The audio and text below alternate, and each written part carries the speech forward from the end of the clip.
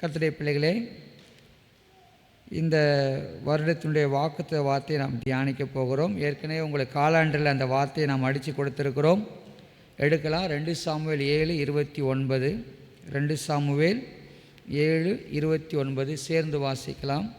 2 Samuel 7:29 பக்கம் 394 சேர்ந்து வாசிக்கலாமா? இப்போதும் உமது அடியானின் வீடு என்றைக்கும் உமக்கு முன்பாக இருக்கும்படி அதை ஆசீர்வதித்தருளும். கர்த்தரான ஆண்டவராகிய தேவரீர் அதை சொன்னீர்.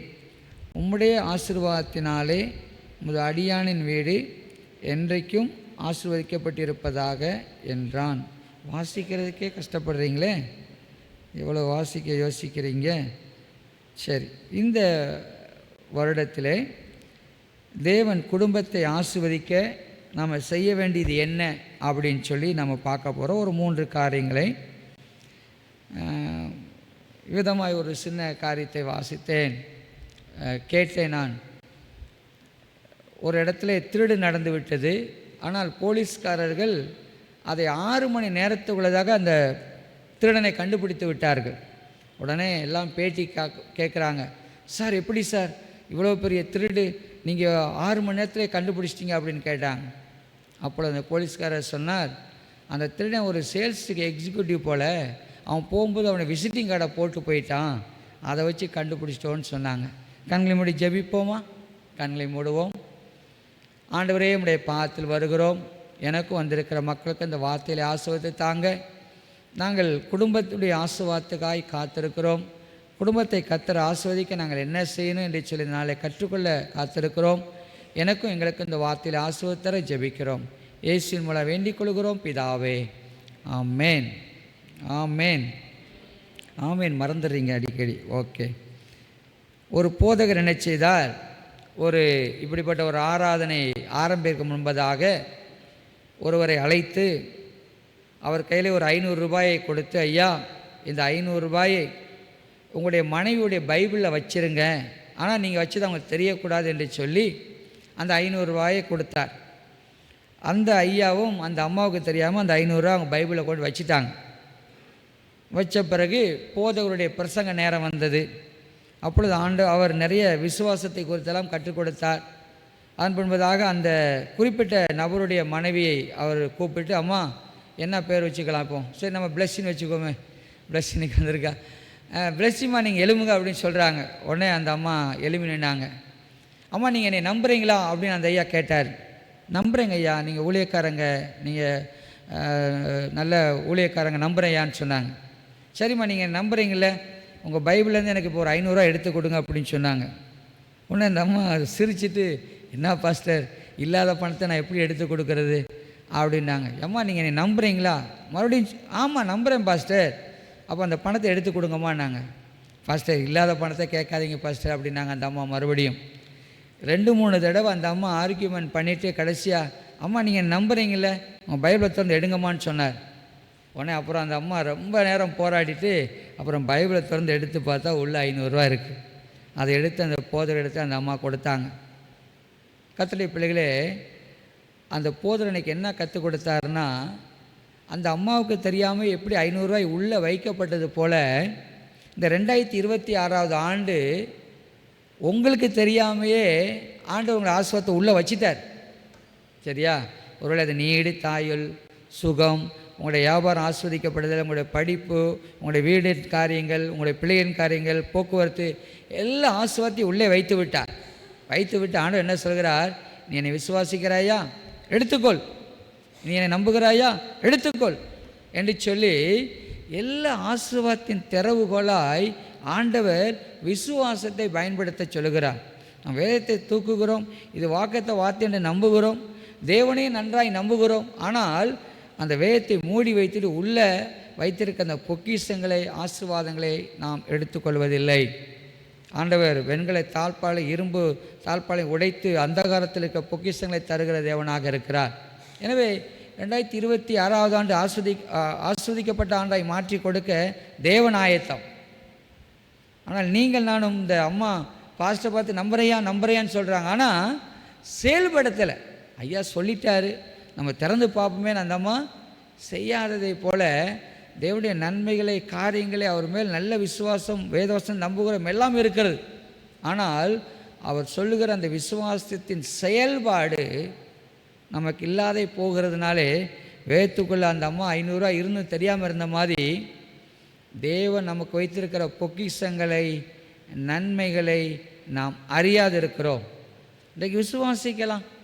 என்னுடைய தகப்பன் என்னுடைய நன்மையே விரும்புவார். என்னுடைய ஆண்டவர் நம்முடைய நன்மையே அவர் விரும்புவார். சரி, அவர் தீமையினால் சோதிக்கிற தேவன் அல்ல. அவர் நன்மையான ஈவுகளை நமக்கு கொடுக்க அவர் அறிந்திருக்கிறார். கர்த்தருடைய பிள்ளைகளே, வாசித்த இந்த 2 சாமுவேல் வேத பகுதி நமக்கு நன்றாய் தெரிந்த ஒரு பகுதி தான். இதில் தாவீது அங்கே 27 ஆரம்பத்தில் பார்க்கும்போது ஒரு நாள் வீட்டில் அமர்ந்திருக்கிறார். அவர் தன்னுடைய வீட்டை பார்க்கிறார். ஓ, கேதுரு மரத்தால் ஆன நல்ல வீடு, அழகிய வீடு. ஏன்னா அதுக்கு முன்னாடி வனாந்தரத்தில் அவர் சுற்றிக்கிட்டு இருந்தார். ஸோ ரொம்ப மகிழ்ச்சி. இப்படி யோசித்தவர் டக்குன்னு ஆண்டவரை பற்றி சிந்திக்கிறார். ஐயோ, என்னுடைய தேவனுடைய உடன்படிக்கையோ கூடாரத்தில் இருக்கிறதே, நான் ஒரு ஆலயம் கட்டட்டும் என்று சிலவர் யோசிக்கிறார். அங்கே பக்கத்திலே யார் இருக்கிறார்? அங்கே நாத்தான் தீர்க்கதரிசி இருக்கிறார். உடனே விருப்பத்தை சொல்லுகிறார். தீர்க்கதரிசி, நீங்கள் என்ன சொல்கிறீங்க? உடனே நாத்தானும், உங்களுடைய மன விருப்பத்தின்படியெல்லாம் செய்யுங்கயா என்று சொல்லிவிட்டார். ரொம்ப மகிழ்ச்சி. அன்றைக்கு இரவு என்ன நடந்தது என்று சொன்னால், இந்த நாத்தான் தீர்க்கதரிசி தூங்குகிறார். இரவிலே தேவன் நாத்தான் தீர்க்கதரிசியோடு பேசினார். நீ தாவீதிடத்தில் போய் சொல், அவன் எனக்கு வீடு கட்ட வேண்டாம், நான் முதலில் அவனுக்கு ஒரு வீடை கட்டுகிறேன். அவனுடைய சந்ததி தலைமுறை எப்பொழுதும் சிங்காசனத்தில் அமர்ந்திருப்பார்கள். நான் அவனை ஆசீர்வதிப்பேன் என்று சொல். அவனுடைய கற்ப பிறப்பு எனக்கு ஆலயத்தை கட்டட்டும் என்று ஆண்டவர் சொல்லிட்டார். அடுத்த நாள் காலையில் நாத்தான் அங்கே வருகிறார். சொல்லுகிறார் தாவீதிடத்தில், ஐயா, நீங்கள் ஆண்டவருக்கு ஒரு ஆலயம் கட்ட நினைச்சிங்க, ஆனால் ஆண்டவர் உங்களுக்கு என்றென்றும் நிலைத்திருக்கிற ஆஸ்வதிக்கப்பட்ட வீட்டை கட்டுகிறாருங்க ஐயா என்று சொல்லுகிறார். அப்பொழுது மிக்க மகிழ்ச்சி அவருக்கு. தேவன் என்மேல் நினைவாக இருக்கிறார், என்னை மட்டுமல்ல என் சந்ததி தலைமுறை ஆஸ்வதிக்கப் போகிறாரா என்று சொல்லி அவர் ஒரு ஜெபம் ஏறெடுக்கிறார். அந்த ஜெபம்தான் அங்கே வசனங்கள் அங்கே 18 தொடங்கி 29 வரை. அந்த 29வது கடைசியில் தான் அவர் சொல்லுகிறார், உம்முடைய ஆசீர்வாதத்தினாலே உமது அடியானின் வீடு என்றைக்கும் ஆஸ்வதிக்கப்பட்டிருக்கும் என்று சொல்லி, ஆண்டவரே உம்முடைய ஆசீர்வாதத்தினால் வீடு நிறைந்திருக்கட்டும் அப்படின்னு சொல்லி அவர் ஜெபம் பண்ணுகிறார். கர்த்தருடைய பிள்ளைகளே, நம்முடைய குடும்பம் மிகவும் முக்கியம். சரி, அதை நீங்கள் நான் நினைவு கூறுவோம். சங்கீதம் 128 வாசிக்க கேட்டோம். சங்கீதம் 127 சொல்லுகிறது, தேவன் தான் வீட்டை கட்டுகிறார், தேவன் தான் வீட்டை காவல் காக்கிறார். சங்கீதம் 128 தேவன் தான் வீட்டை ஆசீர்வதிக்கிறார். அவர்தான் ஏதேனிலே குடும்பத்தை உண்டாக்கினார். எனவே தேவன் மிகவும் பிரியமாக இருக்கிற நம்முடைய குடும்பத்தின் மீது. அவரால் உண்டாக்கப்பட்டது, அவரால் ஆரம்பித்து வைக்கப்பட்டது. ஹவுஸ் என்ற எபிரேய வார்த்தைக்கு ஃபேமிலி என்ற அர்த்தம். வீடு என்று சொல்லும் பொழுது அது குடும்பம். God is interested in your family, your children and your generation. 3 பேர் சேர்ந்து ஒரு வீடை கட்டுறாங்க. எப்படி? 3 பேர். யார் யார்? கணவன், மனைவி, தேவன். முப்புரி நூல் அறாது என்று சொல்வார்கள். ஒவ்வொரு வீட்டையும் 3 கல் என்று வைத்துக்கொள்வோம். அது கணவன், மனைவி, 3வது ஒரு கல், அது ஆண்டவராகிய இயேசு கிறிஸ்து. இந்த 3 கல் உள்ள அடுப்பு பார்த்துருக்கிறீங்களா? நிறைய இடங்களில் அந்த வெளியில் வச்சு சமைக்கும்போது 3 பக்கம் விறகு வைக்கலாம். எங்கள் வீடுகளெல்லாம் நல்லா சீக்கிரமாக வேகணுங்கிறதுக்காக 3 பக்கத்தும் விறகு வைப்பாங்க. அதில் ஒரு கல்லை எடுத்து விடுங்களேன், உங்களால் அங்கே பாத்திரம் வைக்க முடியாது, பாத்திரம் கீழே விழுந்துடும். அதே போல் தேவன் இல்லாவிட்டால் ஒருவேளை கணவன் ஆண்டவருக்குள்ளே வரல, இல்லாட்டா மனைவி வரல, இல்லாட்டி தேவன் உங்கள் வாழ்க்கையில் இல்லை என்று சொன்னால் அந்த குடும்பத்தில் பிரயோஜனம் இல்லாமல் போயிடும். ஒரு குடும்பத்திற்கு 3 கல்லும் இருந்தால்தான் அது அறாது இருக்கும். ஒருவேளை ஆண்டவருங்கிற கல்லை நீங்கள் நீக்கிட்டீங்கன்னா உங்கள் அடுப்புனால பிரயோஜனம் கிடையாது. ஸோ குடும்பத்தை 3 கட்டுகிறீர்கள். அதில் 3வது நபராக ஆண்டவராக இயேசு கிறிஸ்து அங்கே இருக்கிறார். Make sure that God is in your family. தேவன் உங்கள் குடும்பத்தில் இருக்கிறார் என்பதை நீங்கள் உறுதி செய்யுங்கள். நாளிலே கர்த்தருடைய பிள்ளைகளே, தேவன் நம்முடைய குடும்பத்தை ஆசீர்வதிக்க செய்ய வேண்டிய ஒரு 3 காரியத்தை நான் ஞாபகப்படுத்தி கடந்து செல்ல விரும்புகிறேன்.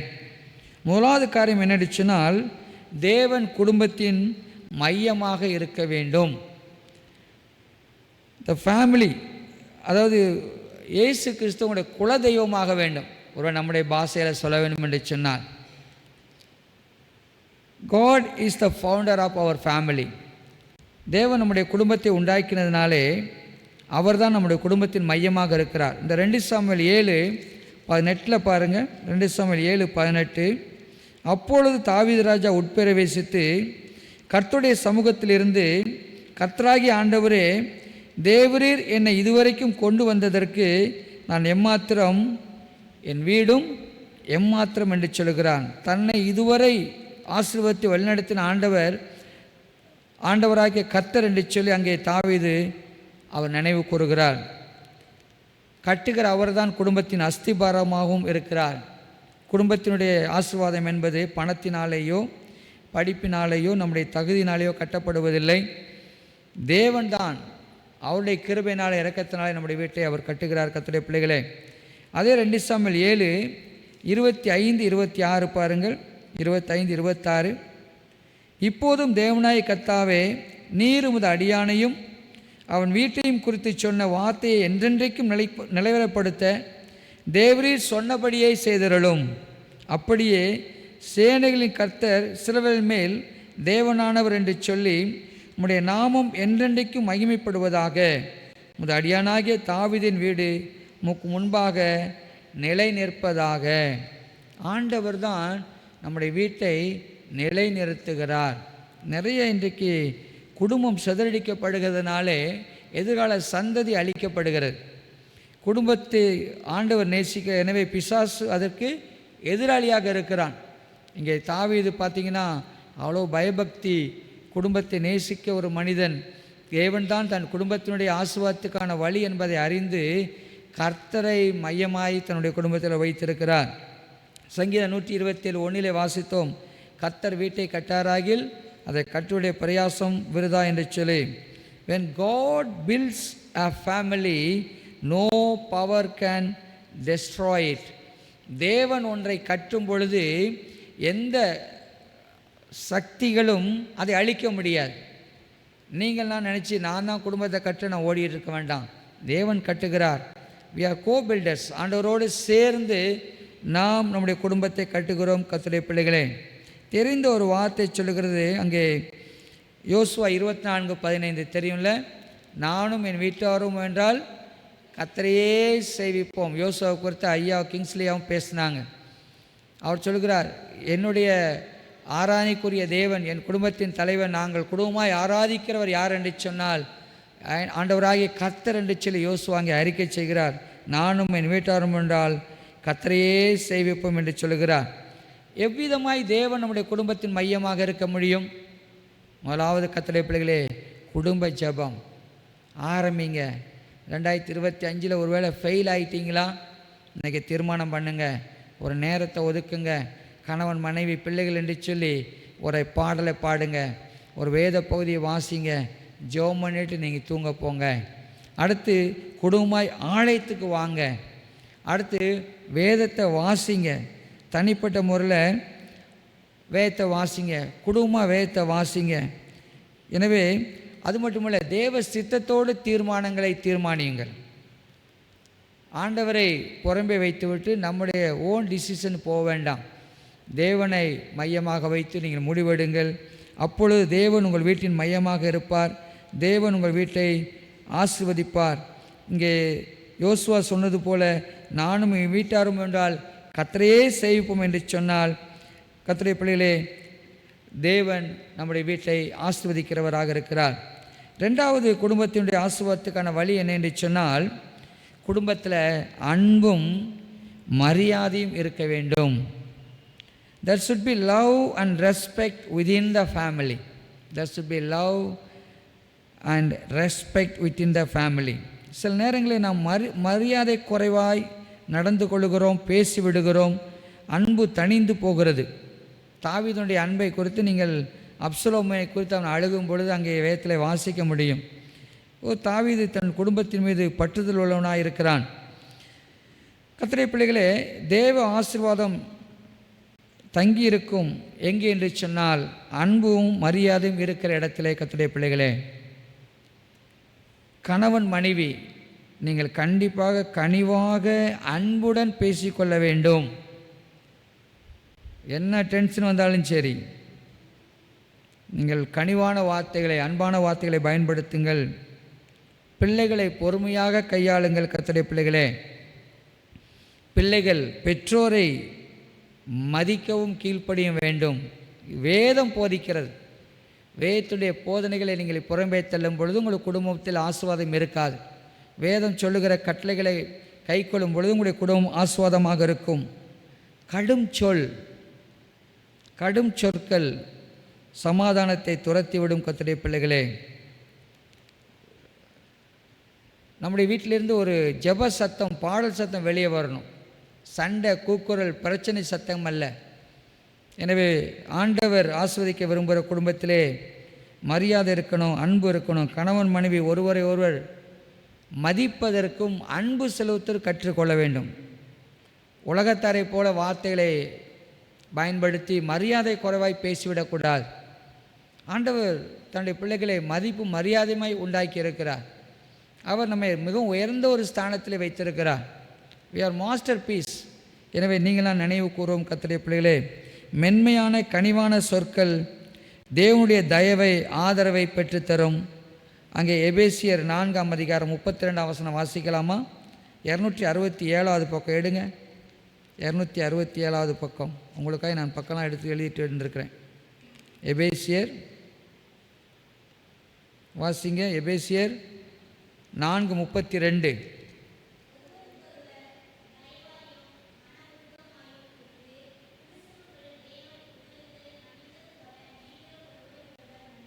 நன்றி.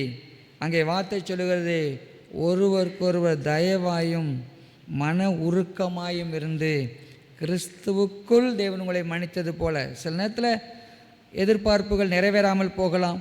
ஒருவேளை யாருமே பெர்ஃபெக்ட் கிடையாது. இருந்தாலும் அங்கே ஆண்டவர் கனிவான வார்த்தைகளை பேசும்படியாகவும் இணக்கமாய் அன்பு மரியாதை அங்கே இருக்கும்படியாகவும் வேதம் நமக்கு போதிக்கிறது. கர்த்தருடைய பிள்ளைகளே, நான் வேதத்தில் படிக்கும் பொழுது எனக்கு ரூத்து தான் ஞாபகத்தில் வந்தது.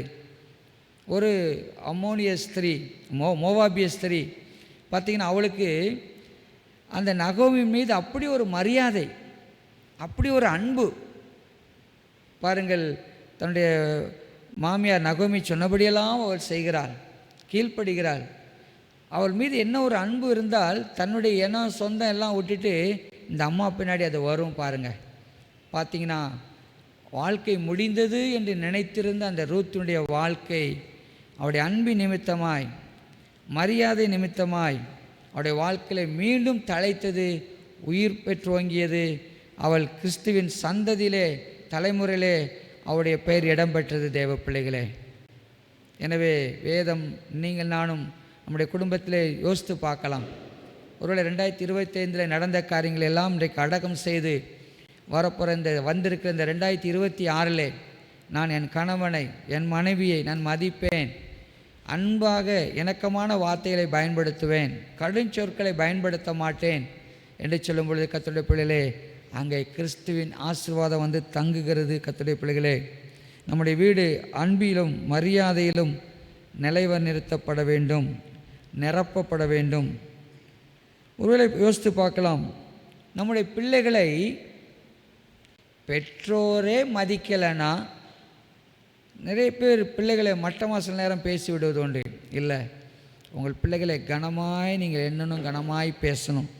அதே போல் பிள்ளைகள் நீங்களே எங்கள் அப்பாவா, எங்கள் அம்மாவா அப்படின்னு நினைக்கக்கூடாது. பிள்ளைகளாக நீங்களே உங்கள் பெற்றோரை தரம் தாழ்த்தி அவர்களை நீங்கள் மரியாதை குறைவாய் பேசினால் மற்றவர்கள் எளிதாய் பேசி விடுவார்கள். எனவே முதலாவது பெற்றோருடைய கடமை பிள்ளைகளை மதிப்பு மரியாதையோடு நடத்துவது. அதே போல் பிள்ளைகளும் தங்களுடைய பெற்றோரை ஒருபொழுதும் மதிப்பு குறைவாய் பேசவோ நடத்தவோ கூடாது. கர்த்தருடைய பிள்ளைகளே, குழந்தைகளுக்கு நம்முடைய அன்பு தேவைப்படுது. பெற்றோராக இந்த நாளில் உங்கள் சொல்லிக் கொள்கிறேன். உங்கள் பிள்ளைகள் எவ்வளவு காரியங்களை செய்தாலும் அது கிறிஸ்துவின் அன்பினாலே நிறைந்த காரியங்கள் காணப்படட்டும். கடுஞ்சொற்களை பயன்படுத்த வேண்டாம். இன்றைக்கி பிள்ளைகளை எடுத்துக்கொண்டால் இன்றைக்கி மீடியாஸ் இல்லாட்ட இன்றைக்கி சினிமா, ஹாலிவுட், பாலிவுட் என்று சொல்லுகிறார்களே, அதனுடைய கலாச்சாரங்கள் அவர்கள் காண்கிற எல்லாவற்றினாலும் இன்ஃப்ளூயன்ஸ் பண்ணப்படுகிறார்கள். ஆனால் பெற்றோராகிய நீங்கள் அவளை இன்ஃப்ளூயன்ஸ் பண்ணிவிட்டால் மீடியாவோ உலகத்தில் எதுவும் அவளை இன்ஃப்ளூயன்ஸ் பண்ண முடியாது. ஸோ பெற்றோராகி நீங்கள் முதல்ல அவங்க இன்ஃப்ளூயன்ஸ் பண்ணணும். உங்களுடைய அன்பினாலும் மரியாதையினாலும் நீங்கள் தேவனோடு வைத்திருக்க அந்த ஐக்கியம் உங்கள் பிள்ளைகளை இன்ஃப்ளூயன்ஸ் பண்ணட்டும். அப்பொழுது நீங்கள் சொல்லுகிற வார்த்தைக்கு அது மிகவும் ஏற்றுக்கொள்ளத்தக்கதாக இருக்கும். உங்களுடைய பிள்ளைகள் தேவனுடைய ஆசீர்வாதத்தை பெற்றுக்கொள்வார்கள். கர்த்தருடைய பிள்ளைகளே, இந்த நாளிலே புதிய ஆண்டிலே தீர்மானிப்போம், நாம் தேவனுடைய போதனைக்கும் வேதத்துக்கும் திரும்புவோம். உலகத்தின் காரியங்களை நாம் எல்லாம் பிள்ளைகளுக்கு கொடுக்குறோம், ஆனால் வேதத்தின் காரியங்களை கற்றுக் கொடுப்பதில்லை. வேத வசனத்தை மனப்பாடம் செய்ய வைங்க. வேத வசனத்தை உட்காந்து கற்றுக் கொடுங்க. நீங்கள் சொல்லிக் கொடுக்கலாம், யார் சொல்லிக் கொடுக்க முடியும்? வருஷத்தில் ஒரு 52 நாள் ஒருவேளை சண்டே கிளாஸுக்கு வரலாம் பிள்ளைங்க, மற்ற நாளெல்லாம் அவங்க கூட தான் இருக்கிறாங்க. நீங்கள் அவங்களுக்கு கற்றுக் கொடுக்கணும். பிள்ளைகளுக்கு புரியுதோ அது 2 வயசோ 3 வயசோ 4 வயசோ தாவீது, கோலியாத்து, ஓமைகள் எல்லாம் சொல்லிக் கொடுத்துருங்க. பிறகு அந்த பிள்ளைகள் வேதத்தை வாசிக்கும் பொழுது அந்த பிள்ளைகளுக்கு பசிமரத்து ஆணி மாதிரி பதிந்து வாழ்க்கை எதிர்காலத்தில் ஆசீர்வாதத்தை உண்டாக்கி தரும். தேவன் தாவீதை மட்டுமல்ல, அவனுடைய சந்ததி தலைமுறை ஆஸ்வதிப்பேன் என்று சொன்னார். எனவே உங்களுடைய ஆசீர்வாதம் தலைமுறைக்கும் உரியது கர்த்தருடைய பிள்ளைகளே. மூன்றாவதாய் பார்த்தீங்கன்னா, ஒரு குடும்பத்தில் கர்த்தருடைய ஆசீர்வாதம் இருப்பதற்கு நன்றி உணர்வும் கீழ்ப்படிதலும் குடும்பத்தில் இருக்கணும். There should be obedience and thankful living is important in the family life. Obedience and thankful living. கீழ்ப்படிதலை குறித்து நீங்கள் படிக்கும்போது எல்லாருக்கும் எளிதாக அது தெரியும். பிலிப்பியர் நீங்கள் வாசித்தா தான் அவருடைய அர்த்தம் புரியும். அங்கே பிலிப்பியரில் பவுலோப்போஸ் எழுதுகிறார், கிறிஸ்து மரண பரியந்தம் கீழ்ப்படிந்தார். இந்த காரியத்தை செய்கிறனால தனக்கு மரணம் வரும் அப்படின்னு அறிந்தும் பிதாவுக்கு அவர் கீழ்ப்படுகிறார். அப்போது ஒரு கீழ்ப்படிதனுடைய எல்லை என்ன பாருங்கள், மரணம். இன்றைக்கி நீங்களானும் அறகுறையாக கீழ்ப்படுகிறோம், இல்லாவிட்டால் கீழ்ப்படியாதே போகிறோம். ஒரு குடும்பத்தில் கீழ்ப்படிதலும் நன்றி உணர்வு இருக்கும் பொழுது அந்த குடும்பத்தை கர்த்தர் ஆசீர்வதிக்கிறார். God blesses families who walk in obedience and gratitude. நன்றி உணர்வோடு நடக்கும் பொழுது கர்த்தருடைய பிள்ளை. இங்கே 2 சாமுவேலிலே தாவீதுடைய முழு ஜெபமும் தேவனுக்கு தான் கீழ்ப்படுகிறதையும் தன்னுடைய நன்றி உணர்வை வெளிப்படுத்தி அவர் எழுதியிருக்கிறார். நீங்கள் வீட்டில் போய் திரும்ப திரும்ப அதை வாசியுங்கள். அவர் சங்கீதங்கள் முழுவதிலும் அந்த நன்றி உணர்வையும் தான் எவ்விதமாய் தேவனுக்கு கீழ்ப்படுகிறேன் என்பதையும் அவர் சங்கீதங்களிலும் அநேக இடங்களில் அவர் எழுதியிருக்கிறார். எனவே ஒபீடியன்ஸ் பிரிங்ஸ் ப்ரொடெக்ஷன். கீழ்ப்படிதல் தேவனுடைய பாதுகாப்பை கொண்டு வருது. அங்கே போகாத, அதை செய்யாத அப்படின்னு ஆண்டவர் சொல்லும்பொழுது கீழ்ப்படிந்தால் அது நமக்கு பாதுகாப்பை கொண்டு வருகிறது. அடுத்து கீழ்ப்படிதல் தேங்க்ஸ் கிவிங் பிரிங்ஸ் இன்க்ரீஸ். நன்றி செலுத்துதல் ஆசீர்வாதங்கள் பெருக உதவி செய்கிறது. இன்றைக்கி மக வீட்டுக்கு வந்திருக்கும் பொழுது ஒரு பேனா கொடுத்தேன் லெனோராக்கிட்ட. உடனே சின்ன பிள்ளை 2.5 வயசு தேங்க்யூ அப்படி சொல்கிறா. அது மேக்ஸ் அஸ் ஹாப்பி, நம்மளுக்கு ஒரு மகிழ்ச்சியை உண்டாக்குதில்ல. அப்போ பரம தகப்பன் நீங்கள் ஒரு நன்றி நிறைந்தோடு அவர் நன்றி சொல்லும்பொழுது விதமாய் மகிழ்வார். Thankfulness is a simple thing, ஒரு சாதாரண காரியம். அதை மறந்து விடாதீர்கள். தேவனுக்கு எல்லா காலத்தும் நன்றி செலுத்துவோம். இங்கே ஆபிரகாமுடைய வாழ்க்கை தான் யோசித்து பாருங்கள். அவன் எல்லாவற்றையும் விட்டு ஆண்டவர் இந்த தேசத்தை விட்டு போ என்று சொல்லும்போது அவன் கீழ்ப்படுகிறான். அது மட்டுமல்ல, எங்கே போனாலும் உடனே ஒரு பலிபீடத்தை கட்டுவார், அங்கே ஆண்டவருக்கு ஒரு நன்றியை செலுத்துவார். ஆபிரகாம் வாழ்க்கை ஃபுல்லாக நீங்கள் வாசித்து பாருங்கள். ஆண்டவர் பேர் வைக்கிற யெகோவாயிரு எல்லாவற்றையும் பார்த்துக்கொள்கிற தேவன். பலிபீடங்களை கட்டி அந்த பலிபீடங்களுக்கு பெயரிடுகிறார். ஸோ நன்றி உணர்வும் கீழ்ப்படிதலும் குடும்பத்தின் ஆசீர்வாதத்தை பெருகச் செய்யும் கர்த்தருடைய பிள்ளைகளே. சங்கீதக்காரன் அந்த ஆசீர்வாதத்தை பெற்றுக்கொண்டான். தேவனுடைய இருதயத்தை இழகச் செய்தது. நான் உன்னை ஆஸ்வதிக்கிற மட்டும் அவர் சொல்லலை. தாவீதே, உன் சந்ததி தலைமுறைக்கு நான் ஆசீர்வாதத்தை தருகிறேன், என்றென்றைக்கும் சிங்காசனத்தில் வீற்றிருக்கிறவர் உண்டு. அநேக இடங்களில் தாவீதுக்கு பின்பு அந்த யூத ராஜ்யத்தை ஆளுகிறவர்கள் தேவனுக்கு விரோதமாய் பாவம் செய்த பொழுதும் ஆண்டவர் சொல்வார், என் மகன் தாவீது நிமித்தம் உன்னை விடுறேன், இல்லை நீ என்னுடைய தண்டனைக்கு தப்பிச்சிருக்க முடியாது. தாவீது நிமித்தமாய் கர்த்தர் பிறகு பின்னிருந்த ராஜாக்களுக்கு கிருபை பாராட்டினார். ஸோ உங்கள் நிமித்தமாய் நீங்கள் நானும் கர்த்தருடைய பிள்ளைகளாய் வாழுக நிமித்தமாய் உங்களுடைய சந்ததி தலைமுறைகள் ஆஸ்வதிக்கப்படும். தேவன் கிருபை உள்ளவராய் இருப்பார் கர்த்தருடைய பிள்ளைகளே. எனவே நம்முடைய குடும்பத்திலே இப்படிப்பட்ட கீழ்ப்படிதலும் நன்றி உணர்வும் உண்டாகட்டும் கர்த்தருடைய பிள்ளைகளே. Spirituality is the answer for all the problems. கர்த்தருடைய நிறைய நேரம் நினைக்கிறோம் ஏதோ வேற ஒரு காரியம், இந்த பிரச்சனைக்கு காரியம் வேற என்று நாம் நினைக்கிறோம். இல்லை, ஆவிக்குரிய தன்மை, நீங்கள் ஆவிக்குரிய காரியத்தில் கான்சன்ட்ரேட் பண்ணிங்கன்னா எல்லா பிரச்சனைகளுக்கும் ஒரு முடிவு உண்டாகும். இன்று குடும்பம் பார்த்திங்கன்னா ஸ்பிரிச்சுவலி செப்பரேட்டட்.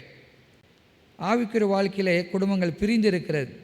ஒருவேளை கணவன் வேறு விசுவாசத்தில் இருக்கலாம், இல்லாவிட்டால் மனைவி வேறு விசுவாசத்தில் இருக்கலாம். கணவன் மனைவி இருவரும் ஒருவேளை ஞானஸ்தானம் பெற்றும் கணவன் ஆலயத்துக்கு வராது இருக்கலாம், இல்லாவிட்டு மனைவி வராது இருக்கலாம். இது ஒரு ஆவிக்குரிய பிரிவினையாக இருக்கிறது. இந்த புதிய ஆண்டிலே தேவன் ஒவ்வொரு குடும்பத்திலும் ஒரு ஆவிக்குரிய ஒற்றுமையை தரட்டும். சேர்ந்து ஆவிக்குரிய காரியங்களை செய்களாய் மாறுங்கள். Emotionally separated. சில நேரம் பார்த்திங்கன்னா உணர்வுபூர்வமாய் பிரிந்திருக்கிறார். ஒருவர் உணர்வுகளை புரிந்து கொள்ள முடிகிறதில்லை. கணவன் மனைவி உணர்வுகளை புரிந்து கொள்வோம். அவர் கோவப்படுகிறாரா, இல்லாவிட்டால் மனைவி கோவப்படுறாங்களா, மனைவிக்கு இது பிடிக்கலையா, கணவனுக்கு இது பிடிக்கலையா. ஆனால் உணர்வுகளை நீங்கள் அறிந்து செயல்படும் பொழுது குடும்பத்தில் கர்த்தருடைய பிள்ளை ஒற்றுமை உண்டாகிறது. அடுத்து சைக்காலஜிக்கலி செப்பரேட்டட். மனநிலையில் பிரிந்திருக்கிறார். ஒருவருக்கொருவர் தனித்தனியாக அவங்களுக்கு எண்ணங்களும் காரியங்களும் இருக்கிறது. அது இன்னும் ஒன்றாகவில்லை. எனவே தானே மனநிலையிலே மனதளவிலே ஒருவருடைய காரியத்தை இன்னொருவர் அக்ரி பண்ணாதனால, ஏற்றுக்கொள்ளாததுனாலே அங்கே ஒற்றுமை குறைந்து காணப்படுகிறது. ஆண்டவர் இந்த புதிய ஆண்டிலே உங்கள் குடும்பத்தின் மூலமாய் உங்களுக்கு ஆசீர்வாதத்தை கொண்டு வர விரும்புகிறார். குடும்பத்தின் மூலமாய் உங்கள் பிள்ளைகளை ஆஸ்வதிக்க விரும்புகிறார்.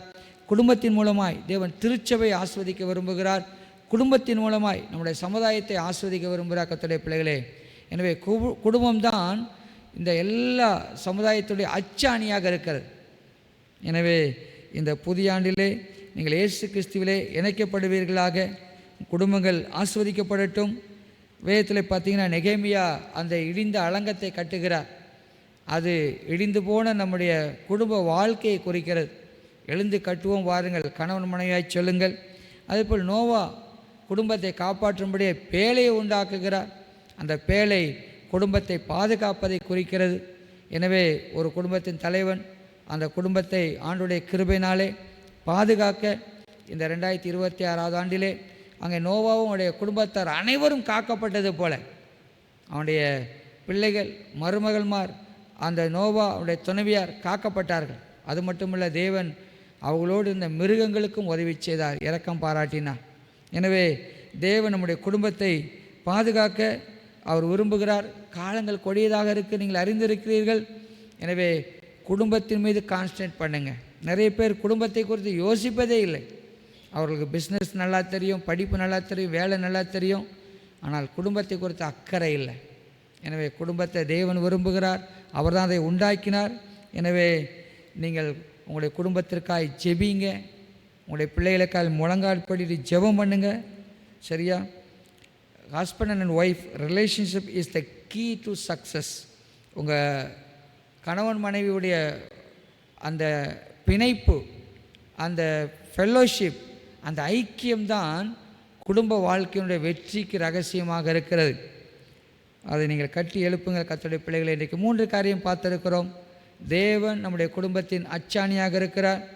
அன்பும் மரியாதையும் நம்முடைய குடும்பத்திலே வாழ்வை புஷ்டி உள்ளதாய் மாற்றும், வாழ்வை ஆசீர்வதிக்கும், தேவனுடைய ஆசீர்வாதத்தை பெற்றுத்தரும்.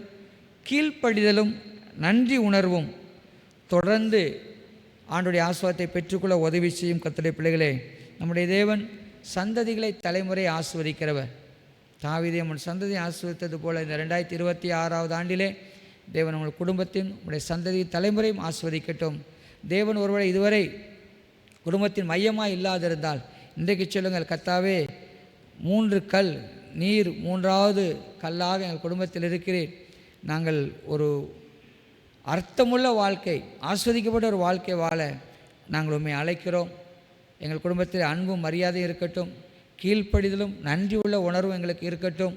நீர்தான் எங்கள் குடும்பத்தின் மையமாக இருக்கிறீர் என்று சில அழையுங்கள். தேவன் இந்த புதிய ஆண்டிலே குடும்பத்தை ஆஸ்வதிக்கிறார். குடும்பத்தின் ஆசீர்வாதத்தின் மூலமாய் எல்லாவற்றிலும் நீங்கள் கர்த்தருடைய ஆசீர்வாதத்தை காண முடியும். ஜெபிப்போமா? கண்களை மூடுவோம். ஆண்டவரே, இந்த நாளுக்காய் கிருபைக்காய் நன்றி செலுத்துகிறோம். அப்பா, நீர் எங்கள் குடும்பத்தின் மீது அக்கறை உள்ள ஆண்டவராக இருக்கிறீர். நீர் இதை உண்டாக்கினீர், இதை பாதுகாக்கிறீர், இதை ஆசீர்வதிக்கிறீர் நாங்கள் கண்டோம். எவ்விதமாய் தாவீது ஜெபித்தார், அதே போல் நாங்கள் ஜெபிக்கிறோம். கர்த்தாவே, உம்முடைய ஆசீர்வாதத்தினாலே உமது அடியானின் வீடு என்றைக்கும் ஆசீர்வதிக்கப்பட்டிருப்பதாக என்று இந்த வருடத்திலே வாக்குத்தத்தமாய் கொடுத்திருக்கிறீர். இந்த வார்த்தையின்படி உம்முடைய பிள்ளைகளை ஆசீர்வதியும். இயேசுவின் மூலம் வேண்டிக் கொள்கிறோம் பிதாவே. ஆமேன், ஆமேன்.